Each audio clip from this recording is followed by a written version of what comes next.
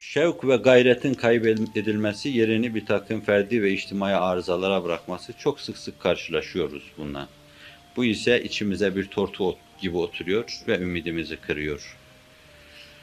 Evvela hiçbir arkadaşımız imana ve Kur'an'a hizmette, Allah yolunda olmada hiçbir şeyle ümitsizliğe düşmemelidir. İnanan iyi bir insan tek başına da kalsa bu cephede diyecek ki Allah benimle beraber olduktan sonra Allah'ın tevfikiyle ben yine bu işin üstesinden geleceğim. Seyyidina Hazreti İbrahim'e Kur'an-ı Kerim bir ümmet diyor. İnne İbrahim'e kâne ummeten kâniten arz etmiştim. Allah'a gönül vermiş, dilbeste, çok muti, inkiyat içinde bir millettir İbrahim diyor. Halbuki Hazreti İbrahim bir tek fertti. Ama Hazreti İbrahim'in himmeti bütün insanlığı içine alacak kadar genişti. Bütün dünyayı kucaklama azmi, gayreti ve cehdi içindeydi. Ateşe atılırken tek başınaydı. Bir adam orada muhalefet şerhi koymadı. Bilemiyoruz manzarayı da fakat bir adamın sözünü bilmiyoruz. Seyyidina Hazreti Musa'yı eza ederken, döverken, vururken saraydan bir tanesi ileriye atıldı, şöyle dedi, kükrüyordu. اَتَقْتُلُونَ رَجُلًا اَنْ يَقُولَ رَبِّيَ اللّٰهِ Rabbim Allah dediği için bir adamı öldürecek misiniz? Efendimiz meydana atıldığı zaman aynı sözler o zattan intikalen Hazreti Ebubekir'e gelmişti. Efendimizin üzerine çullandıkları zaman hemen kendini Efendimizin üzerine atıyor Hazreti Ebubekir. اَتَقْتُلُونَ رَجُلًا اَنْ يَقُولَ رَبِّيَ اللّٰهِ Adam Allah birdir dediği için öldürecek misiniz diyordu. Ama ihtimal ki Hazreti İbrahim mancağa konup ateşin içine atılırken hiç kimse yoktu yanında. Yoktu ki gökler harekete geçti, Cibril geldi. İstersen Rabbin sana yardım edecek diyordu. Bu hasbi hasbi diyordu. Bu bir büyüklüğün, alabildiğine bir derinliğin, Rabbe karşı bir vefanın ve fevkaladeden ona itimadın ifadesidir. Bizim yolumuz Haliliye yoludur, Hazreti İbrahim'in yoludur, hasbilerin yoludur. Maddi manevi füyüzat hislerinden fedakarlığa amade olanların yoludur. Bu yolun erkanı bu olduğuna göre inşallah hani vardığımız yerde Hazreti Halilur Rahman'ı bulacağız. Yolun son güzergahında bize rehberlik, rehnumalık yapan Efendimiz sallallahu aleyhi ve sellem. Bu asrımızda ışık tutan tamamen Halilidir. Hazreti İbrahim'in yolundadır. Tek başımıza kalsak dahi yılmadan, darılmadan dayanmasını bilecek, kapıyı dövmeye devam edeceğiz. İhtimal ki Cenab-ı Hak çok ağır imtihan edecek bizi ve hepimiz kalbimizden bilkülliye esbabın sukutu karşısında diyeceğiz ki evet her şey senden ve her şeyi yapan sensin. Dostlarımıza, kardeşlerimize, arkadaşlarımıza hizmette güvendiğimiz zaman bile belki bizden beklenen tevhidi tam eda edemediğimiz için Cenab-ı Hak bizi tam tevhide itecek. Diyor ki sadece bana bir yol gösteriliyordu. Onun rızası. İnsanların gücü ve kuvveti de değil. Onların sistemi ve sistematiği de değil. Kursları, yurtları, okulları, mektepleri de değil.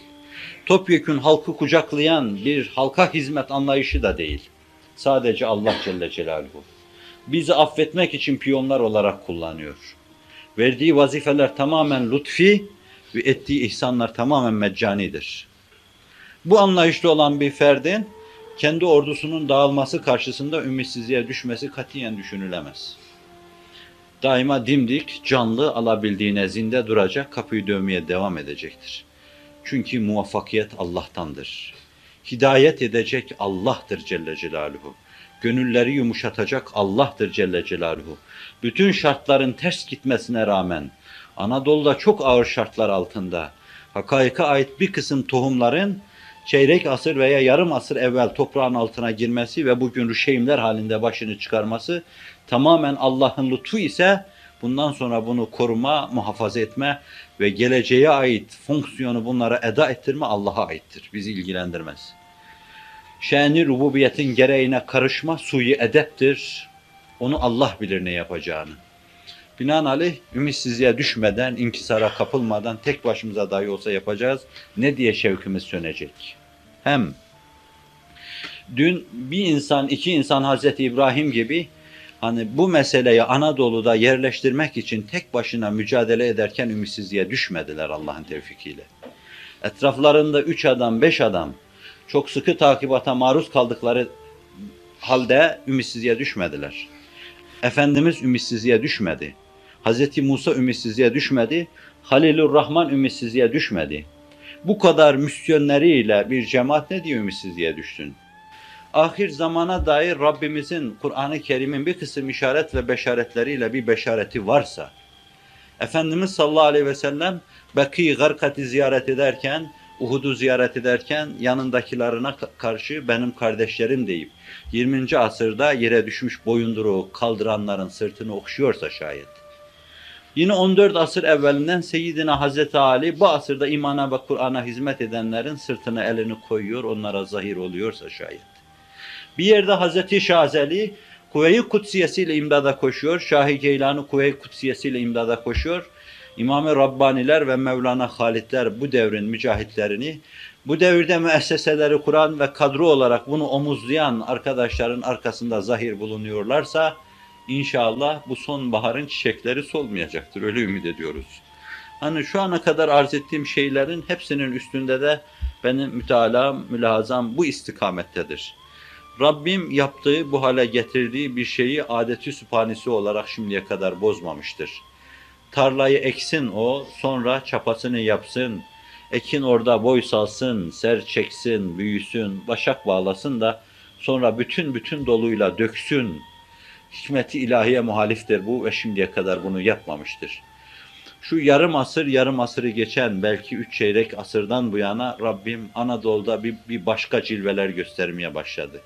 Ondan evvelki 2 asırlık sönmeye, ölmeye, hak ile yeksan olmaya mukabil Anadolu'da çok değişik bir canlılık, gürül gürül bir canlılık baş göstermeye başladı.